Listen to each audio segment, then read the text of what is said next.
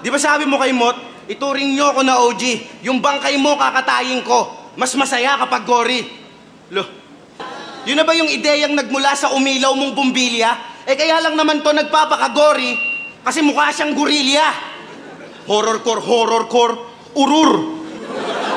Hindi mo ba pansin, hindi na nila nagugustuhan yung mga piyesang hinain mo. Parang pinagluto mo lang ng dinuguan yung iglesyang si Rapido. Pero kung gusto mo ng madugong eksena, ngayong gabi I am the beast.